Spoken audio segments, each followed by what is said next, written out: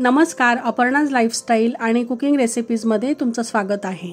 मंडळी, आज आपण अक्षय तृतीया पूजाविधी अगदी योग्य पद्धतीने कसा करावा, पूजेमध्ये कोणत्या वस्तू असाव्यात जेणेकरून माता लक्ष्मीची अखंड कृपा आपल्यावर राहील, या दिवशी कोणत्या सेवा कराव्यात ज्यामुळे अक्षय पुण्य हे लाभेल आणि धनप्राप्तीसाठी योग्य पद्धतीने पूजा कशी करावी, या सर्व गोष्टींची माहिती आपण आजच्या व्हिडिओमध्ये पाहणार आहोत। त्याचप्रमाणे प्रत्यक्ष पूजा ही आजच्या व्हिडिओमध्ये आपण दाखवणार आहोत। त्यासाठी हा व्हिडिओ तुमच्यासाठी अत्यंत महत्त्वपूर्ण असणार आहे। व्हिडिओ मोठा असला तरी साहित्यासह पूजाविधी हा डिटेल दाखवलेला आहे। त्याचप्रमाणे अक्षय पात्र कसे भरावे, या दिवशी कोणत्या सेवा कराव्यात, कोणत्या वस्तू पूजेत असायलाच हव्यात, त्याचप्रमाणे कोणत्या चुका आपण करू नयेत, या सर्व गोष्टी आपण आजच्या व्हिडिओमध्ये जाणून घेणार आहोत। त्यासाठी व्हिडिओ स्किप न करता पूर्ण पाहावा आणि अजून जर तुम्ही आपल्या चॅनलला सबस्क्राइब केलं नसेल तर सबस्क्राइब नक्की करा। मंडळी, अक्षय तृतीयेच्या दिवशी सकाळी लवकर उठून आंघोळ करावी, शक्यतोवर गंगाजल आंघोळीच्या पाण्यात टाकावे, स्वच्छ वस्त्र परिधान करावीत आणि देवघर स्वच्छ करून त्यानंतर भगवान श्री हरी विष्णू, माता लक्ष्मी, श्री गणेश यांची पूजा या दिवशी विधिवत आपण करायची आहे। हा दिवस 3.5 मुहूर्तांपैकी एक मानला जातो। या दिवशी तुम्ही जेवढ्या सेवा कराल ते अक्षय फळ प्रदान करणारा हा दिवस असतो। या दिवशी मुख्य दाराचा उंबरठा छान सुशोभित करावा। माता लक्ष्मीच्या आगमनाची तयारी स्वागतासाठी उंबरठ्याला आपण स्वच्छ करून त्यावर हळदीचं लेपनही करावं। हळदीचं लेपन कसं करावं या बाबतीतही व्हिडिओ आपल्या चॅनलवर अपलोड केलेला आहे, तोही तुम्ही निश्चितच पाहावा। उंबरठ्यावर हळद मिश्रित पाणी शिंपडावे, उंबरठ्याची विधिवत पूजा करून घ्यावी, छान सुंदर रांगोळी काढावी, दोन्ही बाजूला दिवे प्रज्वलित करून घ्यावेत। त्यानंतर माता लक्ष्मीच्या स्वागतासाठी उंबरठा आपण सजवावा आणि उंबरठ्याच्या उजव्या बाजूला एक पाण्याने भरलेला अक्षय कलश ठेवायचा आहे। ही महत्त्वाची सेवा अशा विशेष दिवशी आपण नक्कीच करावी। उंबरठ्याजवळ अक्षय कलश ठेवल्यामुळे माता लक्ष्मी आपल्या घराकडे आकर्षित हे होत असतात। तर मंडळी, अक्षय तृतीयेच्या दिवशी तुळशीचीही आपण पूजा करायची आहे। त्यानंतर जिथे आपण पूजा मांडणार असाल त्या ठिकाणी जागा स्वच्छ करावी। आधी रांगोळीच्या साह्याने माता लक्ष्मीची पावलं किंवा स्वस्तिक काढून त्यावर हळदी कुंकू अक्षदा अर्पण कराव्यात आणि भूमीला नमस्कार करून आपण पूजेला सुरुवातही करावी। त्यानंतर चौरंग किंवा पाट आपण मांडावा, त्यावर लाल किंवा पिवळे वस्त्र हे टाकावे। तुमच्याकडे जे साहित्य उपलब्ध असेल ते तुम्ही घ्यावे। आपण पूजेसाठी लागणारे साहित्यही थोडक्यात पाहून घेऊयात। इथे आपण श्री गणेशांची मूर्ती घेतलेली आहे, त्याचप्रमाणे माता लक्ष्मीची मूर्तीही घेतलेली आहे, तसेच अन्नपूर्णा माता, भगवान कुबेर आणि बाळकृष्णाचीही मूर्ती आपण पूजेमध्ये घेणार आहोत। त्याचप्रमाणे श्रीयंत्र, हळदी कुंकू, अक्षदा, लाल कलावा, विड्याचे साहित्यही आपण घेतलेले आहे। त्यानंतर आपण असा कलशही तयार करून घेणार आहोत, तसेच अक्षय पात्रही आपण तयार केलेला आहे। तुम्ही याऐवजी मातीचं घेतलं तरीही चालेल। त्यानंतर एक तेलाचा किंवा तुपाचा दिवाही आपण घ्यायचा आहे, तसेच गोमती चक्र आणि कवड्या हे आपण पूजेमध्ये ठेवणार आहोत। तुम्ही 5, 7, 9 अशा घेऊ शकतात। तसेच या दिवशी 11 नाण्यांची किंवा 9 नाण्यांची ही पूजा आवर्जून करावी। तसेच पंचारतीही आपण तयार करून घेतलेली आहे। त्यानंतर माता लक्ष्मीची पावलंही आपण पूजेमध्ये घेणार आहोत, तसेच श्रीफळ, कमळगट्ट्याची माळ आणि बाळकृष्णांसाठी वस्त्र आणि अलंकारही आपण घेणार आहोत। तसेच फुलं, विड्याची पानं, गुलाबाची फुलं आणि आंब्याची पानंही आपण कलशासाठी घेतलेली आहेत। तसेच नैवेद्यासाठी आपण काकडी आणि आंब्याचा नैवेद्य हा ठेवणार आहोत। अशा प्रकारे संपूर्ण साहित्याची जुळवाजुळव आपण आधीच करून घ्यायची आहे, जेणेकरून पूजेला बसल्यानंतर आपली धावपळ किंवा गडबडही होणार नाही। तर मंडळी, पूजा सुरू करण्याआधी आपण दीप प्रज्वलन हे करून घ्यावं। दिव्याच्या साक्षीने कोणत्याही पूजेची सुरुवात ही केली जाते। यासाठी आपण दोन्ही बाजूला मोठ्या समई प्रज्वलित करून घेणार आहोत। ज्यावेळी आपण महत्त्वाच्या मोठ्या सणांची पूजा करतो त्या पूजेमध्ये समईचा वापर हा आवर्जून करावा, कारण समईमध्ये सर्व देवी देवतांचा वास हा असतो। समईच्या वरच्या बाजूला महालक्ष्मी, मधल्या बाजूला सरस्वती आणि खालच्या बाजूला दुर्गा देवीचा वास असतो। त्यामुळे समई पूजेमध्ये अवश्य लावावी, यामुळे आपली पूजा परिपूर्ण मानली जाते। दिव्याला हळदी कुंकू फूल अर्पण करावं, पूजेला सुरुवात आपण करावी। सर्वात आधी आपण कलश स्थापनाही करून घेणार आहोत। कलशावर सुंदर स्वस्तिक काढून घ्यावे। लाल कलावाही 7 वेळा गुंडाळावा। कलशाला आसन म्हणून आपण प्लेटमध्ये थोडे तांदूळ घ्यावेत। कलशामध्ये शुद्ध पाणी आपण भरावे। त्यात नाणं, हळकुंड, सुपारी, हळदी, कुंकू, फुले, अक्षताही टाकायची आहेत। अशा प्रकारे आपण कलशाची स्थापनाही करून घ्यावी। त्यानंतर 5 किंवा 7 आंब्याची पानं आपण कलशावर ठेवणार आहोत। त्यांनाही आपण हळदी कुंकू लावून घ्यावे। तुम्ही आंब्याच्या पानांऐवजी विड्याची पानंही घेऊ शकतात। त्यानंतर त्यावर आपण श्रीफळ ठेवावे। नारळ आणि कलशाची हळदी कुंकू अक्षता लावून आपण पूजा करून घ्यावी। अशा प्रकारे कलशाची पूजा आपण करून घ्यायची आहे। त्यानंतर धूपदीप दाखवावा। सर्वात आधी श्री गणेशांची पूजा आपण करून घेणार आहोत। त्यांना पंचामृताने तसंच पाण्याने अभिषेक करावा। अभिषेकादरम्यान वक्रतुंड महाकाय सूर्यकोटी समप्रभ निर्विघ्नं कुरु मे देव सर्व कार्येषु सर्वदा या मंत्राचा जप करावा। यावर्षी वैशाख शुक्ल तृतीया तिथी ही शुक्रवारी 10 मे रोजी पहाटे 4:17 सुरू होणार आहे आणि शनिवारी 11 मे रोजी पहाटे 2:50 ती असेल। या दिवशी सुंदर योगायोग म्हणजे अक्षय तृतीया ही शुक्रवारी आलेली आहे आणि शुक्रवार हा माता लक्ष्मीच्या पूजेसाठी विशेष मानला जातो। या दिवशी भक्तिभावाने माता लक्ष्मीची पूजाही केली जाते। या योगायोगामुळे या परिस्थितीत आपल्याला या दिवशी लक्ष्मीपूजन करण्याचा देखील योग हा जुळून आलेला आहे। त्यामुळे या पूजेचे फळ शतपटींनी आपल्याला प्राप्त होईल। अक्षय तृतीयेचा शुभ मुहूर्त सकाळी 5:33 पासून सुरू होणार आहे ते दुपारी 12:18 तो असेल। अक्षय तृतीयेचा रवी योग 11 मे रोजी सकाळी 10:47 ते 5:33 आहे। अक्षय तृतीया हा दिवस वर्षातला सर्वात शुभ दिवस मानला जातो। या दिवशी केलेले कोणतेही दान किंवा चांगले कृत्य किंवा केलेली खरेदी किंवा मनोभावे केलेली सेवा पूजा ही कधीही कमी होत नाही, ती उत्तरोत्तर वाढत जाते, त्यात वृद्धीही होत असते। या दिवसावर भगवान श्री हरी विष्णूंचे राज्य देखील आहे। त्यांच्या पूजेसाठी हा दिवस सर्वोत्तम मानला जातो। त्यामुळे या दिवशी माता लक्ष्मी, भगवान कुबेर यांच्यासोबतच श्री हरी विष्णूंची पूजाही केली जाते। हिंदू पौराणिक कथेनुसार अक्षय तृतीयेच्या दिवशी त्रेतायुगाचा प्रारंभ हा झाला होता। सर्वात आधी श्री गणेशांची आपण जोडविड्याच्या पानावर विधिवत स्थापनाही करून घेणार आहोत। दीपधूप दाखवावा। कलशासमोर अशी 4 ठिकाणी आपण जोडविड्याची पानंही ठेवायची आहेत। त्यावर आपण एक मूर्तीही विराजमान करणार आहोत। आधी आपण श्री गणेशांची अक्षतांच्या आसनावर स्थापनाही करून घेणार आहोत। हळदी कुंकू अक्षता दीपधूप दाखवावा। वस्त्र अर्पण करावे। श्री गणेशांच्या कृपेने आपली पूजा निर्विघ्नपणे संपन्न व्हावी यासाठी श्री गणेशांना आपण प्रार्थनाही करावी। ज्योतिषशास्त्रानुसार कोणतेही शुभ कार्य करण्यासाठी मुहूर्त पाहिले जातात। मुंज, साखरपुडा, लग्न, नवीन घर, वास्तू, वाहन, जमीन खरेदी करण्यासाठी आपण मुहूर्त हे पाहत असतो। पण पूर्ण वर्षामध्ये असे काही दिवस आहेत की ज्यामध्ये कोणत्याही वेगळ्या मुहूर्त पाहण्याची आवश्यकताही नसते। त्यांना 3.5 मुहूर्त असं म्हटलं जातं। तर आपल्या मराठी वर्षाची सुरुवात होते तो दिवस म्हणजे गुढीपाडवा। हा एक पूर्ण दिवसाचा शुभ मुहूर्त मानला जातो। त्यानंतर वैशाख महिन्याच्या 3ऱ्या दिवशी येणारी अक्षय तृतीया हा 2रा मुहूर्त मानला जातो।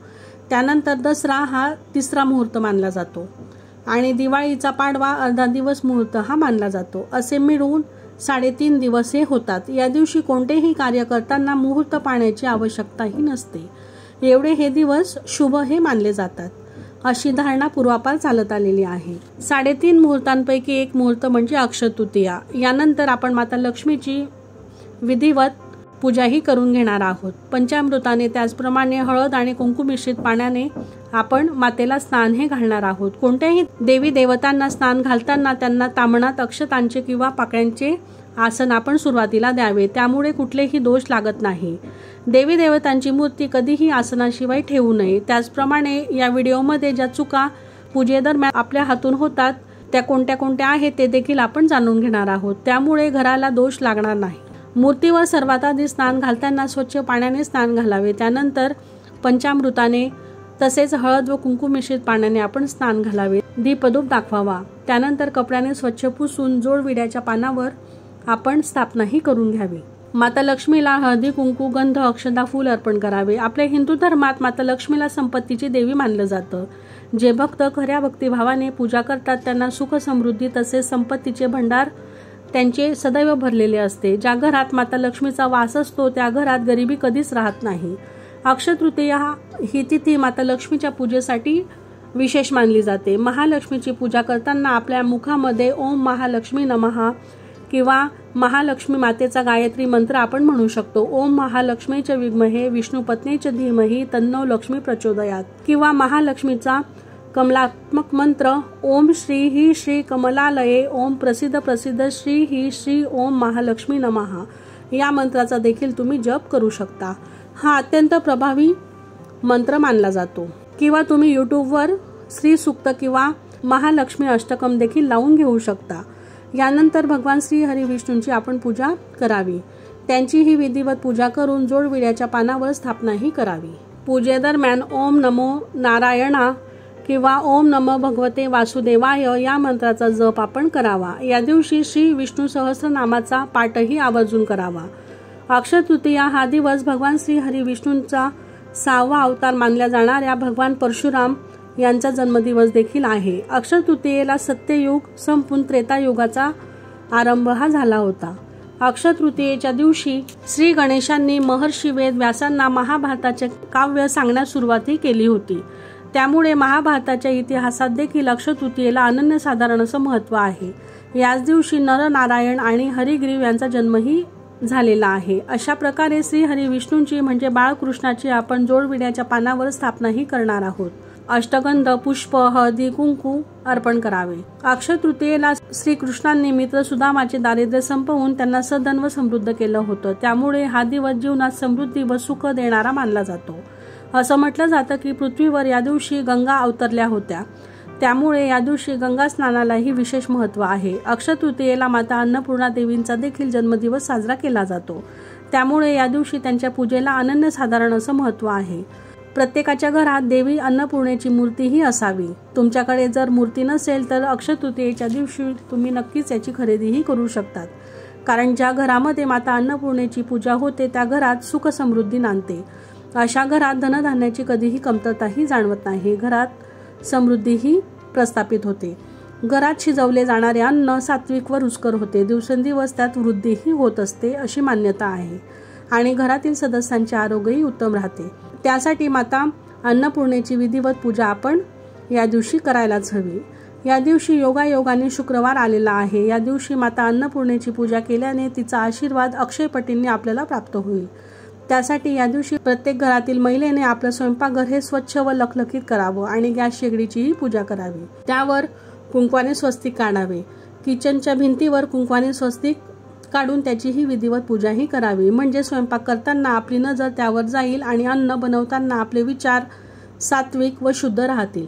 त्यामुळे अन्नही रुचकर होईल. या दिवशी किचनमध्ये एक मोहरीचा दिवाही आपण प्रज्वलित करावा. अशा प्रकारे अन्नपूर्णा देवीची पूजा आपण नक्कीच करावी. अन्नपूर्णा मातेच्या हातातील पळी कधीही रिकामी ठेवू नये. त्यामध्ये थोड्या तरी अक्षता या टाकाव्यात.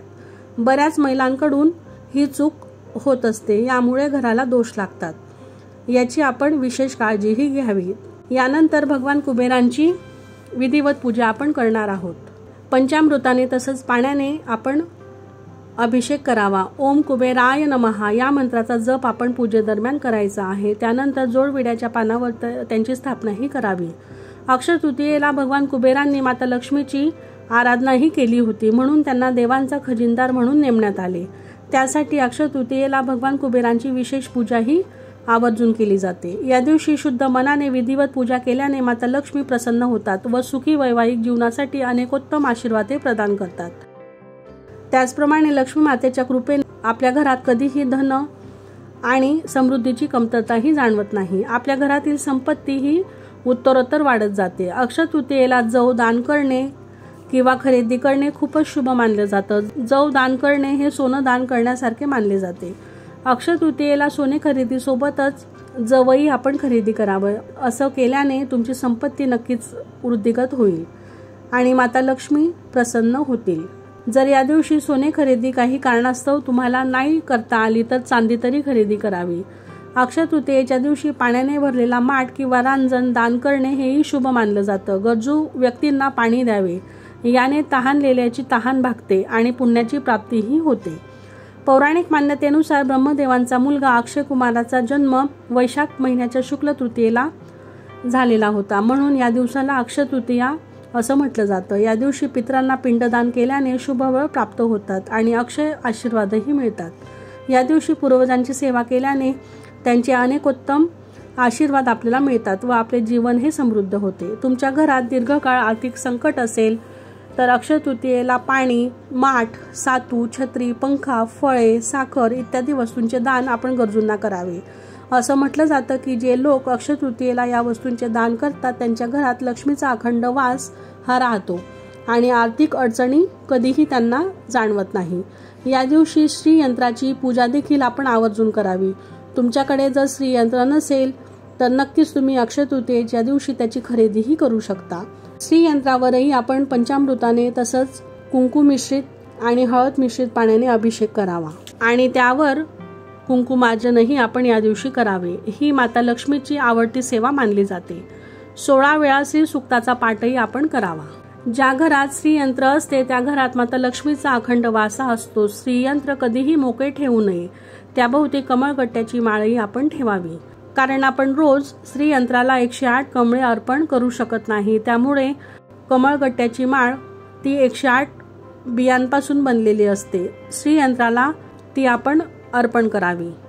अशा प्रकारे श्रीयंत्र कधीही मोकळे ठेवू नये. त्याभोवती आपण कमळगट्ट्याची माळही ठेवावी. अशा प्रकारे आपण श्रीयंत्राची पूजाही करावी. यावेळी माता लक्ष्मीच्या कुठल्याही मंत्राचा जप तुम्ही करू शकता.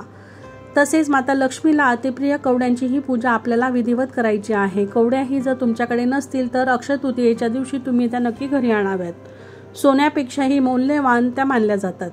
7, 5, 9, 11 अशा त्या स्थापित कराव्यात. तसेच त्यासोबत गोमती चक्रही आणावे. तांदळामध्ये या कवड्या ठेवाव्यात. त्यांनाही आपण हळदी, कुंकू, पुष्प अर्पण करावे. छोट्या प्लेटमध्ये देवघरामध्ये त्या ठेवाव्यात. या महालक्ष्मीला अत्यंत प्रिय आहेत. एखाद्या नवीन कामाची सुरुवात अक्षय तृतीयेला केली जाते. या तिथीला केलेले काम अक्षय टिकून राहते. अशी मान्यता आहे की अक्षय म्हणजे कधीही न संपणारे. सौर ऊर्जा म्हणजे सूर्यापासून मिळणारी ऊर्जा ही अक्षय मानली जाते. त्याचप्रमाणे जल, वायू, अग्नी, तेज, पृथ्वी ही पंचमहाभूते देखील अक्षय मानली गेलेली आहेत. 5 पांडवांना अनमोल मार्गदर्शन करण्याचे काम भगवान श्रीकृष्णांनी हे केले. प्रभू रामांप्रमाणेच 5 पांडवांना देखील वनवासात जावे लागले.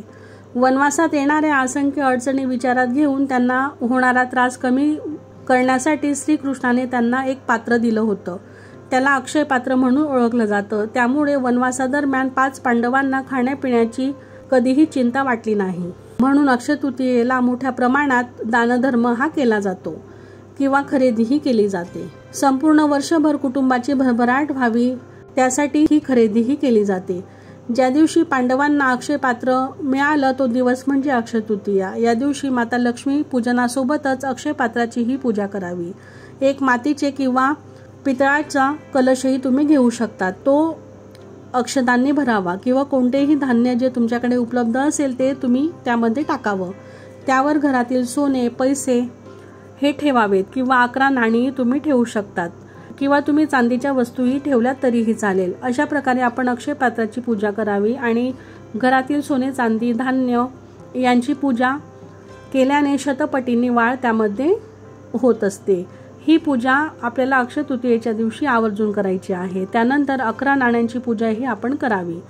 ते लक्ष्मी स्वरूप मानले जाते. एका पात्रात आपण तांदूळ घेऊन त्यात 11 नाणीही पूजायची आहेत. माता लक्ष्मी प्रिय गोमती चक्र, कवड्या, श्रीयंत्र या सर्व वस्तूंचे पूजन आपण करावे जेणेकरून माता लक्ष्मी आपल्यावर प्रसन्न होतील. त्यामुळे काही वस्तू जर नसतील तर अक्षय तृतीयेला तुम्ही त्यांची खरेदी नक्कीच करावी. ती अत्यंत शुभ फळ देणारी ठरते. किंवा ज्या गोष्टी आपल्याकडे उपलब्ध आहेत त्यांचे पूजन तुम्ही मनोभावे करावे. यानंतर माता लक्ष्मीला जोडविड्याच्या पानावर विडाही अर्पण करावा. हळदी कुंकू व्हावे, पुष्प अर्पण करावे. ही गोष्ट अर्पण केल्याने आपली पूजा संपन्न होत असते आणि अशा शुभ प्रसंगी माता लक्ष्मीला विडा नक्कीच आपण अर्पण करावा. यानंतर पंचारती करावी. या दिवशी श्री विष्णू सहस्रनामाचा जपही करावा. शेवटी तुळशी मातेचीही पूजा करावी, आरती करावी, नैवेद्य अर्पण करावा आणि सवाष्ण श्रीची ओटीही आपण या दिवशी भरावी.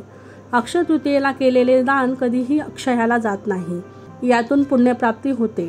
त्याचप्रमाणे या दिवशी आंबा, काकडी यांचाही नैवेद्य आवर्जून दाखवला जातो। त्याचप्रमाणे पुरणपोळी, आमरस असा सागर संगीताचा कार्यक्रमही आपण करत असतो आणि त्याचा नैवेद्यही देवीला अर्पण हा केला जातो। या दिवशी प्रत्येक महिलेने घराच्या स्वच्छतेची विशेष काळजी घ्यावी। असं मानलं जातं की ज्या घरात स्वच्छता असते अशाच घरात माता लक्ष्मीला राहणे पसंत असते, तिचा वास त्या घरातच राहतो।